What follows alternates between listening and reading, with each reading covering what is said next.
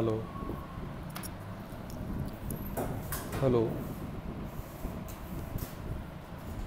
हाँ तो बच्चों ये 51 क्वेश्चन तो डिस्कस हो गया था। 52 में क्या है कि ये C3 जेड एक्सिस पर रोटेट करता है, तो एक ऑपरेशन के बाद जो मैट्रिक्स आती है ये आपको पता है cos theta sine theta 0 sine theta cos theta 0 और 0 0 1। इसके जो करैक्टर का सम है 2 cos theta plus 1 diagonal element cos theta plus 1। Theta इसका 360/3, क्योंकि 3 एटम्स रोटेट होते हैं तो 360/3 120 डिग्री होता है। ये इसे C3 के करैक्टर कहलाएंगे। तो एक रोटेशन के बाद 120 डिग्री ये रोटेट होता है, तो थीटा की वैल्यू यहाँ 120 होगी। 120 90 प्लस 30, तो 90 प्लस 30 माइनस 1/2, तो 2 into minus 1/2 minus 1 plus 1 1 minus 1 0। तो C3 का जो करैक्टर है वो 0 होता है, उसे याद रखने की ज़रूरत है। और कभी भूल जाते हैं तो इस फॉर्मूले से यहाँ के डायगोनल एलिमेंट के सम के से आप कैलकुलेट कर सकते हैं। इसी प्रकार जब CN एक्सिस ऑफ रोटेशन के लिए Z एक्सिस के अलोंग मैट्रिक्स ये इस प्रकार रहेगी। थीटा की जगह ये 2π/n 360/n जितने एटम्स रोटेट करते हैं उससे डिवाइड कर देते हैं। सेम मैट्रिक्स ऊपर की तरह कि cos 2π theta sine 2π cos 2π/n sine 2π/n 0 minus sine 2π/n cos 2π/n 0 0 1। तो ये CN axis of rotation along Z axis के एक ऑपरेशन के बाद मैट्रिक्स निकल के आई। इसके डायगोनल एलिमेंट ये 2 cos 2π/n cos 2π/n और 1। ये स्क्वायर होनी चाहिए, गलती से मुझसे ये जो थोड़ा सा आयताकार बन गई है, ध्यान रखने की ज़रूरत है कि वो स्क्वायर हो तो आसानी से डायगोनल एलिमेंट का पता लगा लिया जाता है। तो इसके CN के एक ऑपरेशन बाद जो करैक्टर बने 2 cos π/n माइनस 1, ये फार्मूला आ गया। अब आप किसी भी n के लिए इसे जो है आप यूज कर सकते हैं। 6 अगर मान लो 5 है तो 2π/5, 6 है तो 2π/5 है तो 2π/5। इसी प्रकार ये इम्प्रॉपर रोटेशन के लिए फॉर्मूला है। इम्प्रॉपर रोटेशन में आपने देखा था इम्प्रॉपर रोटेशन C3 S31 या S3 is equal to sigma और C3 था।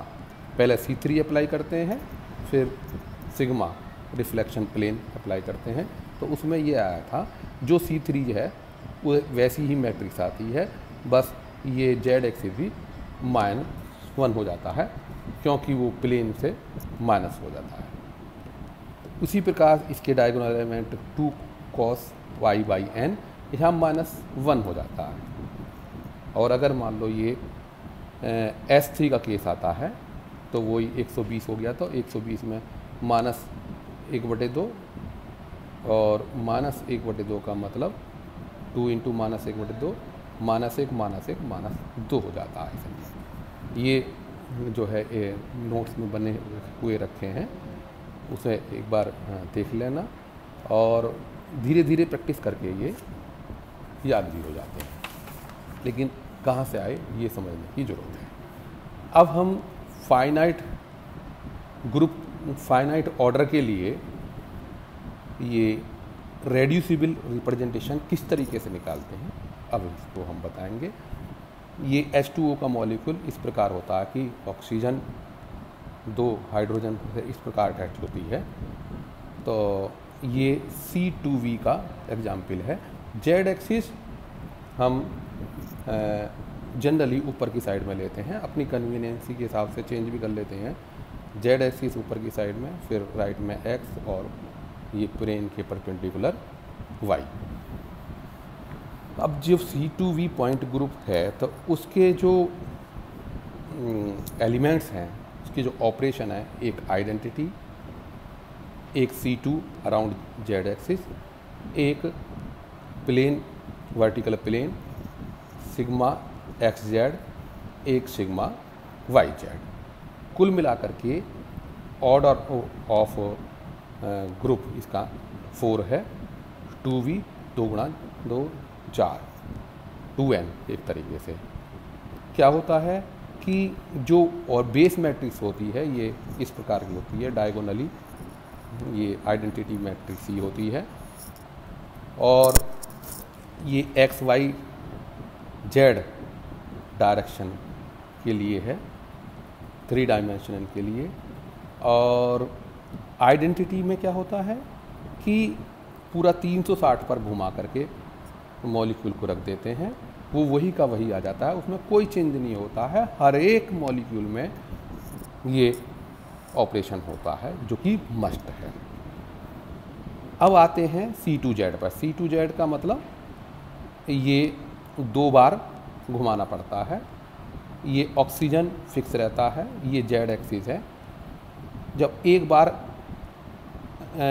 180 डिग्री पर से घुमाते हैं, 360/2, यहाँ N2 है तो 180, तो हाइड्रोजन लेफ्ट में चला जाता है, ये वाला लेफ्ट वाला राइट में आ जाता है। यानी कि अगर हम कहें ये एक्स एक्सिस ये है तो ये -x हो जाता है, और ये वाई एक्सिस है तो ये -y हो जाता है। तो C2 रोटेशन में एक बार जेड एक्सिस के अलॉन्ग जेड वाई का वही रहता है, और ये एक्स भी माइनस हो जाता है और वाई भी माइनस हो जाता है। अब आते हैं plane symmetry, X Z plane. X Z मतलब जो प्लेन एक्स और जेड एक्सिस पर बना हुआ होता है, उसकी लाइनें जो एज हैं, किनारे हैं, जेड और एक्स एक्सिस से बने होते हैं, इसे जेड एक्स प्लेन कहते हैं। होता क्या है, जब इस मॉलिक्यूल को इसके ऊपर लगा देंगे तो अंदर की साइड में वही प्रतिबिंब बनेगा जो इसका ओरिजिनल है, कोई भी चेंज मतलब। हाँ, तो बात ये है कि अभी हम रिफ्लेक्शन देख रहे हैं अभी जो है, तो उसमें क्या होता है, जेड एक्स तो वही का वही रहता है, और जो वाई है वो माइनस हो जाता है, जो बचा हुआ है वो माइनस हो जाता है, और जिसके अलोंग है डिफ्लेक्शन वो एक्स ही तेज रहता है, X Y Z Y minus Y. इसी प्रकार ये भी वर्टिकल प्लेन है, वाई और जेड से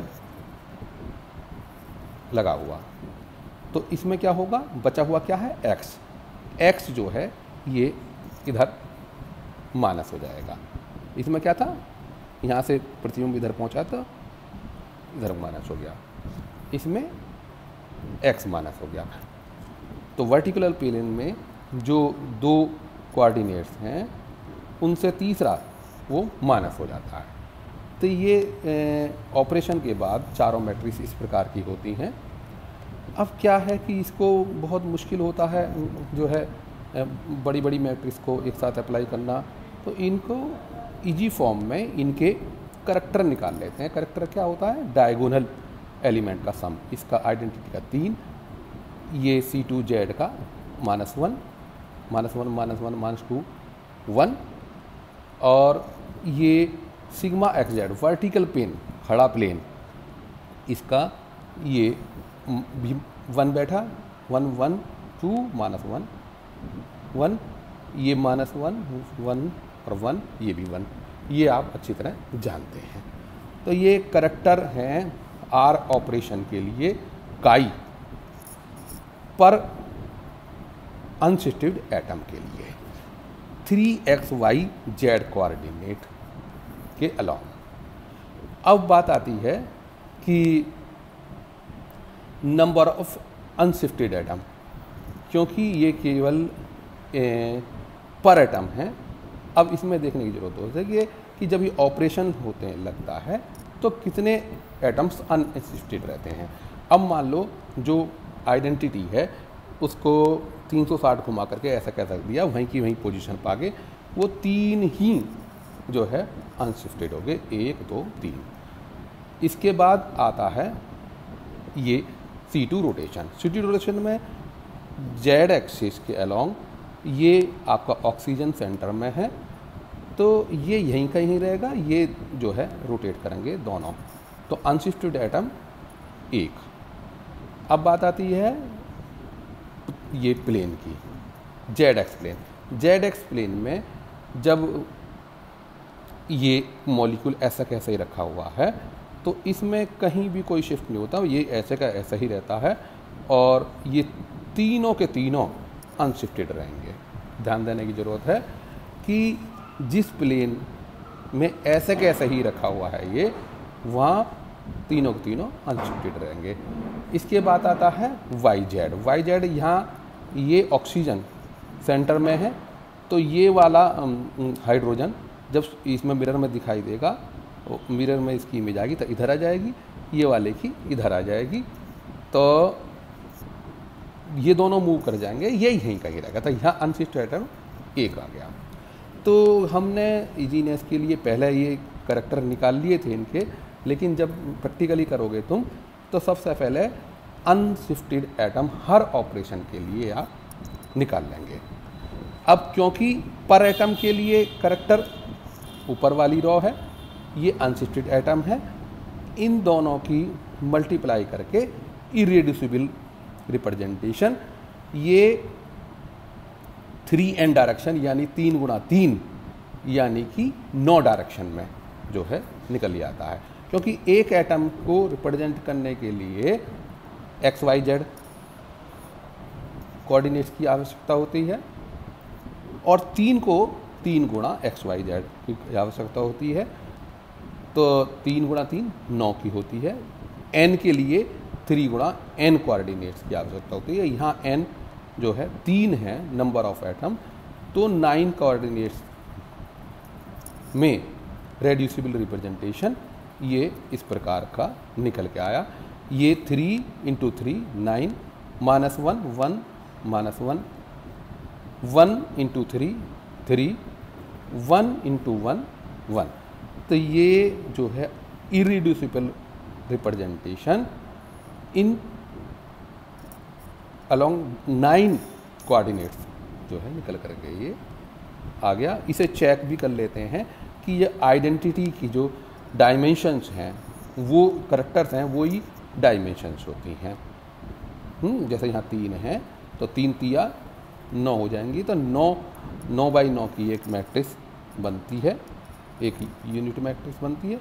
तो यहाँ जो है 9 डायमेंशंस होंगी आइडेंटिटी की, और आइडेंटिटी से ज़्यादा इनमें से किसी की भी जो है डायरेक्शन नहीं हो सकती। तो यहाँ से ये 9 होकर के आई और 9 ही बैठेंगी, तो ये चेक करके ये सही हो गया। इस तरीके से अगला जो एग्जाम्पल आता है POCl3 का। POCl3 में 3Cb होता है, तो C3b यानी कि 3 बार रोटेट होता है। मूवेबल एटम 3 होते हैं और एक वर्टिकल प्लेन सिमेट्री भी होती है इसमें, एक क्या वर्टिकल प्लेन सिमेट्री। तो ये इस प्रकार का होता है कि ये P डबल बॉन्ड O सीधा है का सीधा, और ये 360 जो है 3 एंगल में बटा हुआ है, यानी कि 120 डिग्री जो है इन दोनों के हर क्लोरीन बॉन्ड के बीच की दूरी, बीच का एंगल होगा। ये जेड एक्सिस के अलोंग रोटेट करेगा।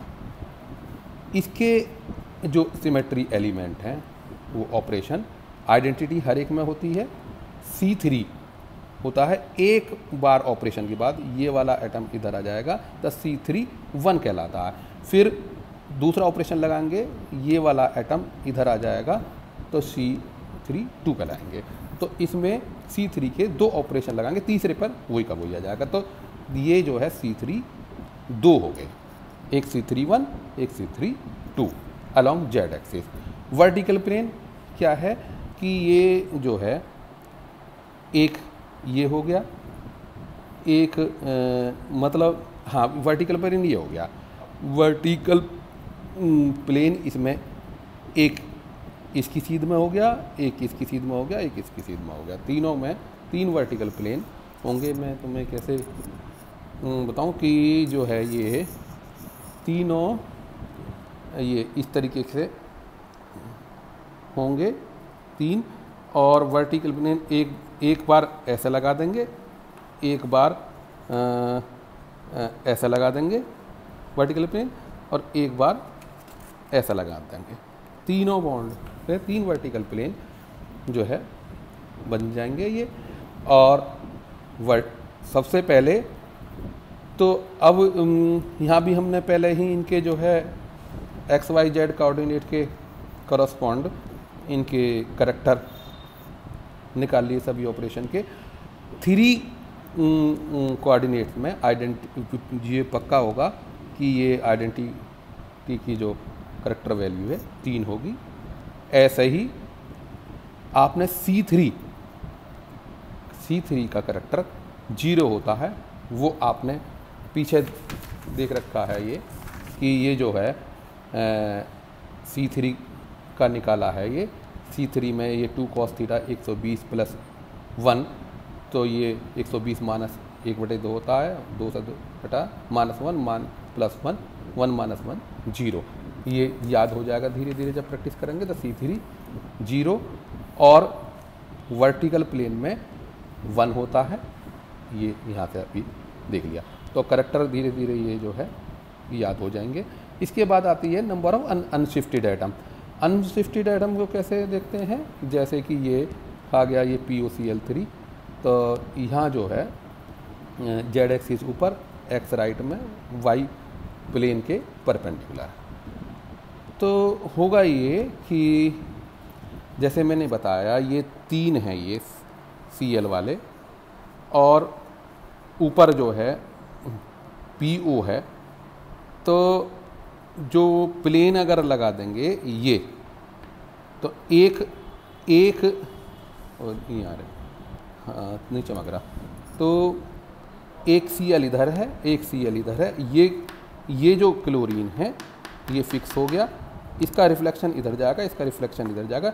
ये बाकी जो है Cl, Pu और O, ये तीनों के तीनों एक सीधे में रहेंगे अलोंग द वर्टिकल प्लेन।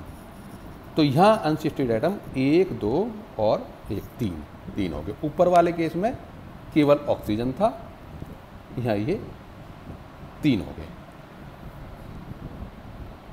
ठीक, अच्छा जी। नंबर ऑफ अनशिफ्टेड 3 तो ये वर्टिकल प्लेन में हो गए। 5 हैं ये आइडेंटिटी में 5 के 5 ही रहेंगे जितने होते हैं।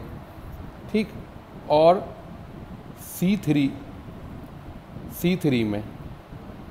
में क्या होगा, 1 और 1 2, ये दोनों C3 में 1 और 1 2 ये सीधे सीधे रहेंगे, ये तीनों मूव करते रहेंगे।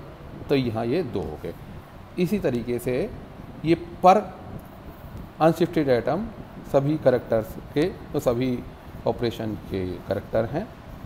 अब इसमें 5 ये अनशिफ्टेड इतने हैं, तो ये 3 पंजे 15, ये 15 डायरेक्शन में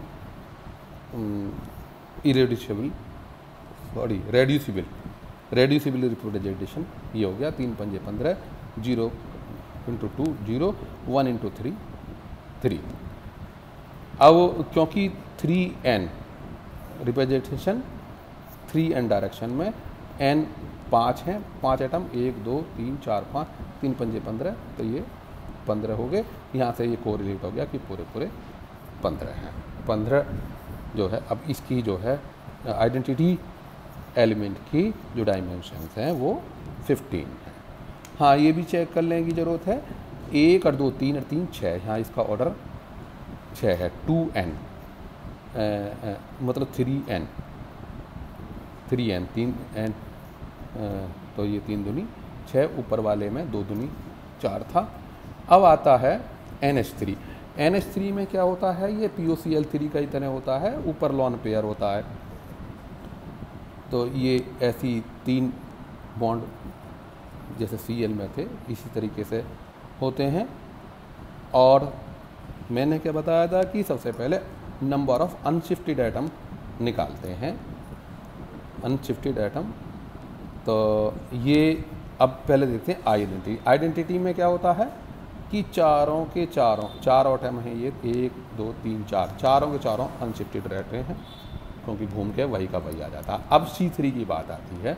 C3 में ये जो जब घूमते हैं तीनों तीनों, नाइट्रोजन वहीं का वहीं फिक्स रहता है। नाइट्रोजन ऊपर समझो कि छतरी की जो टोपी होती है वो ही है और बाकी छतरी घूमती रहती है। तो ये जो है 3 के 3 घूमते रहते हैं, ये यहीं कहीं रहता है। तो C3 में एक, अब ये जो वर्टिकल प्लेन है, अब वर्टिकल प्लेन की देखें है तो जस्ट लाइक POCl3 वाले एग्जाम, वहाँ PO था, यहाँ केवल नाइट्रोजन है। तो ये नाइट्रोजन के नीचे वाला हाइड्रोजन, तो इसके अलोंग जो प्लेन है उसमें 1 और 1 2 जो है अनशिफ्टेड एटम रहते हैं। और ये रिफ्लेक्शन में ये इधर से इधर, ये इधर से इधर हो जाता है। तो यहाँ अनशिफ्टेड एटम 2 हो गए। तो और करैक्टर जो हैं इनके ऑपरेशंस के ये फिक्स हैं। 3 डायरेक्शन के लिए XYZ डायरेक्शन के लिए 3 होते हैं, ये पक्का है। ये इसमें C3 के पीछे भी आ गया, ये 0 होता है। और वर्टिकल प्लेन में यानी कि XZ है तो Y माइनस वही वाली बात है, तो उसमें हर बार निकल के आएगा वर्टिकल प्लेन में ये 1 जो है करैक्टर होता है। अब निकाल लेते हैं कि ये करैक्टर पर अनशिफ्टेड एटम है और ये जो है अनशिफ्टेड एटम की संख्या 4 तिया 12, 1 0 0 और 2 एकम 2, 12 0 2। यहाँ से इसे देख लेते हैं 3 × n डायरेक्शन में, तो 3 n यहाँ 4 है, 3 चौक 12, 12 के 12 इधर है, 12 है। तो ये जो है रेड्यूसिबल रिप्रेजेंटेशन निकालने का मेथड था। H फाइनाइट यानी ऑर्डर फाइनाइट के लिए था, ये इनफाइनाइट के लिए ग्रेट ऑर्थोगोनल थ्योरम से जो है करैक्टर निकालते हैं, वो नेक्स्ट लेक्चर में होगा। तो मैं समझता हूँ अनशिफ्टेड एटम कैसे निकालते हैं। और पहले XYZ 3 डायरेक्शन के लिए 3 कोऑर्डिनेट में करैक्टर की वैल्यू निकाल लेते हैं हर एक ऑपरेशन के लिए, और वो फिर पर अनशिफ्टेड एटम के निकल के आ जाती है। जो अनशिफ्टेड एटम है उनका मल्टीप्लाई करके रेड्यूसिबल रिप्रेजेंटेशन निकाल लिया जाता है। अब जहाँ तक है ये सब प्रॉब्लम आपकी ख़त्म होगी।